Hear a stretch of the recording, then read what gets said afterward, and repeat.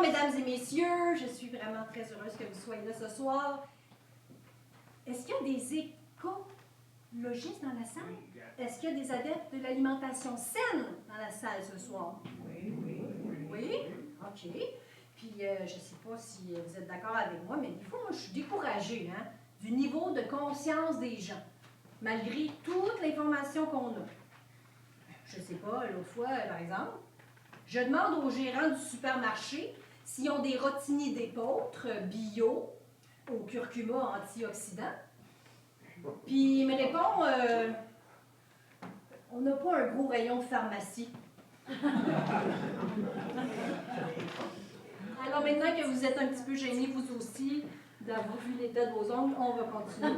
Alors, mais en fait, je voulais surtout vous parler de ma mission de conscientisation que j'ai à faire auprès de vous.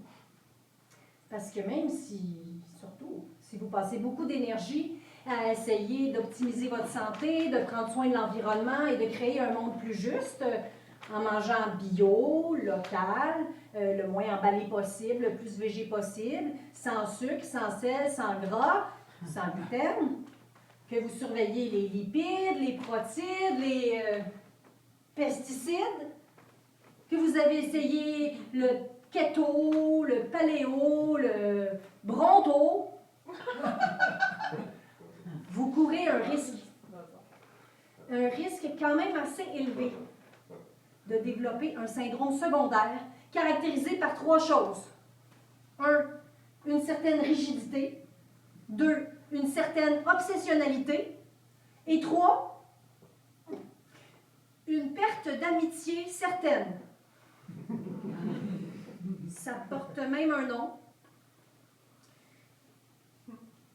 Je le sais parce que j'en suis atteinte. Ben, j'en étais atteinte. Ben, j'en étais... Ouais, tu l'es. Je ne sais plus toujours où j'en suis. Mais... Je m'appelle Chlorophylle. 38. Et je souffre d'orthorexie. J'ai compris. Vous savez ce qu'il faut sur la planète? Plus d'amour. Puis parlant d'amour, moi pendant des années, j'ai voulu, désiré, espéré, attendu le chevalier fervent qui viendrait me chercher sur un beau Pégase. Ah oui, pendant des années, j'ai voulu, désiré, espéré, essayer de me matcher avec un gars compatible. Un gars qui ondulerait avec les courants de son corps énergétique, puis qui serait encore là le lendemain. Puis l'autre. J'ai fini par opter pour un homme complètement complémentaire.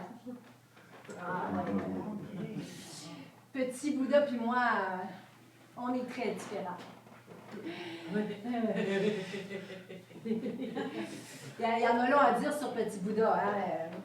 Il y a un bon boulot, un bungalow, 2 ados.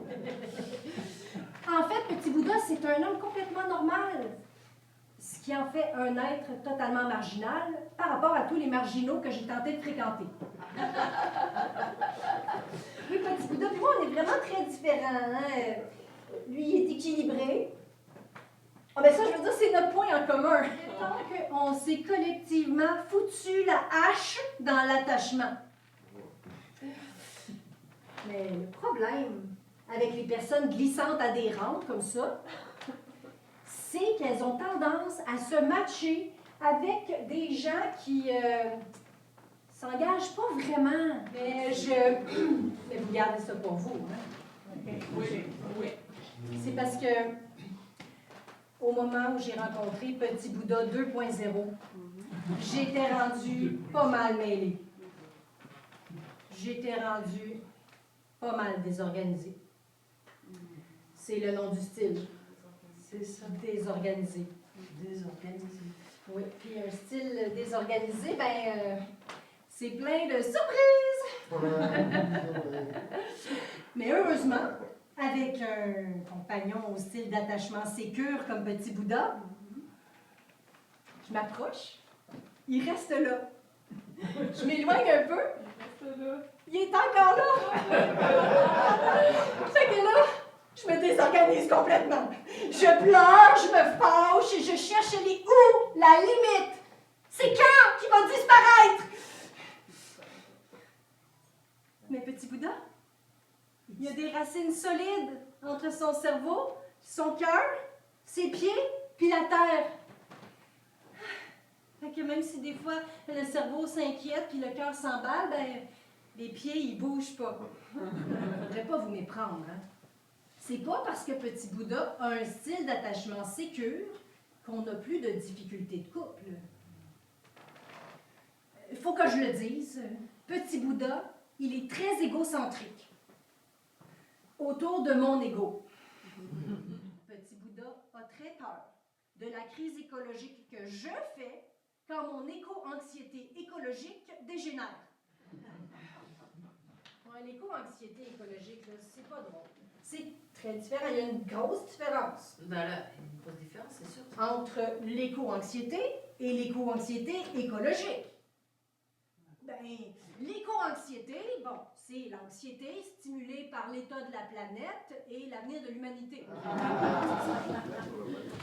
Puis l'éco-anxiété écologique, c'est quand elle atteint un tel niveau qu'elle a un impact sur l'environnement.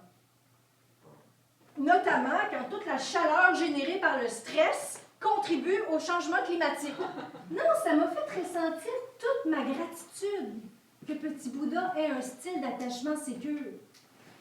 Mais oui, parce que les couples de nos jours, c'est un peu comme le fouet du Dollar à Scrap. Ils ne sont pas assez bien attachés pour assumer la fonction attendue.